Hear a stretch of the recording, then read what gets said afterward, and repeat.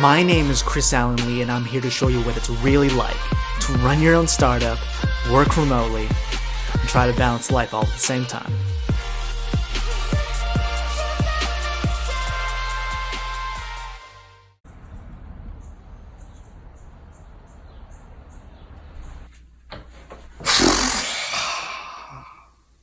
I've been having a hell of a time these past couple of days.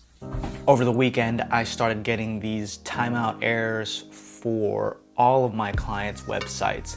A few weeks ago, I had to move all of my clients' websites over to using Cloudflare because we were getting DOS attacked and getting flooded with requests that were taking down the servers.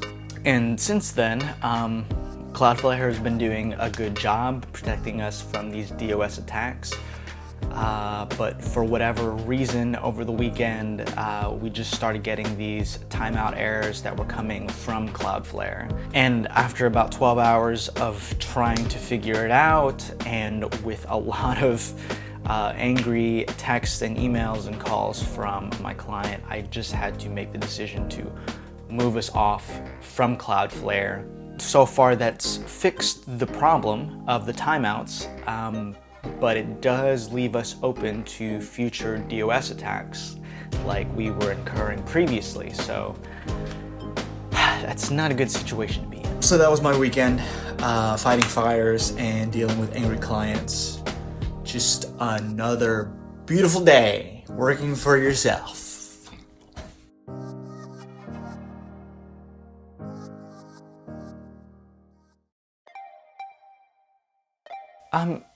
I don't actually think that you can, or at least I don't, and it's not for a lack of trying. I only have so much energy, creative energy, in a single day, and to balance freelancing and my clients' interests along with my own businesses and my own interests, and along with that, other things that I want to make sure that I take the time for, like spending time with my wife. It's impossible to give my all in all of those things. I do have some mixed feelings about not putting in 100% in freelancing with my clients. But at the end of the day, they're running a business. They're going to be making choices and decisions that are in their best interests, and I need to be doing the same. And I definitely learned that lesson the hard way. My first job after I graduated college was at a startup company.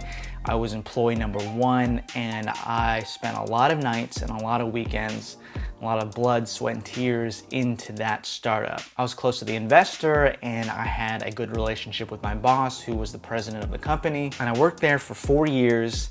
And instead of giving them a 2 weeks notice, I actually gave them a year's notice. I gave them a year's notice because I wanted to make sure that I could hire my replacement and give them enough time to be trained. And even after all of that, the investor decided to revoke my stock. And even though that really sucked, I realize now that he was just trying to do the best thing for his company, and I just need to be doing the same. Just a little bitter about that one though.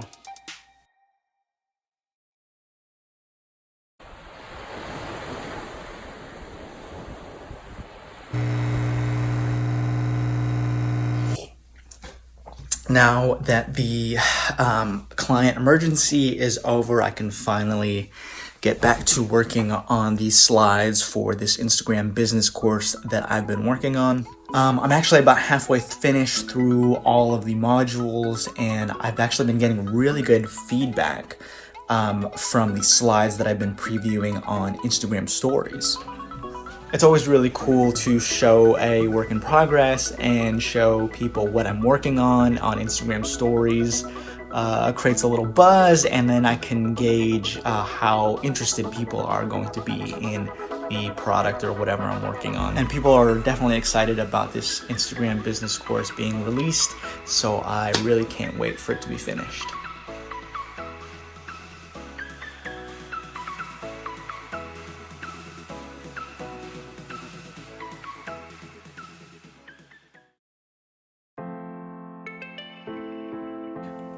Transition periods are some of the toughest times in the startup game. These are periods like going from working at a company to starting to work for yourself, or introducing a new product or service that's meant to replace something older. Facebook had to do this when they moved from desktop to focusing completely on mobile. And the reason why it's so difficult is because you're basically putting maximum effort into two different objectives.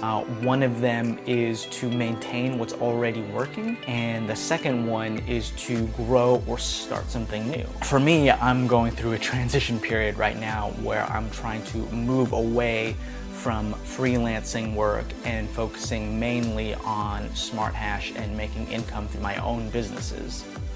I can't neglect my freelancing clients because their income is fueling SmartHash. But the only way to get away from freelancing is to grow SmartHash as fast as I can. And because I can't drop the ball on either, there's not really a lot of hacks or tricks that I can employ. It really is just about putting the work in. It takes a lot of work and a lot of hustle. About the only thing I can do is prepare for these sprints of hustle by maybe taking a few days off prior, getting a reset, and really starting it fresh. Recognizing exactly what these transition periods require from you work-wise is the best thing to help you get into the right mindset. You know where you're starting, you know where you're going, and it's just about doing the work to get there.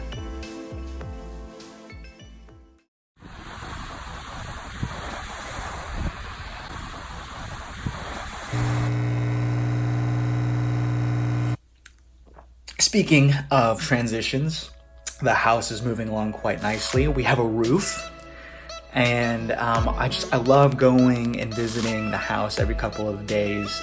It's a huge motivator for me to see what and where all of my hard work is actually going to. It's a big motivator, and I gotta get back to work. Here's to another week of hustle. Hey guys, if you liked that video, go ahead and make sure to subscribe. If you want to check out other videos in the series, go ahead and click right here.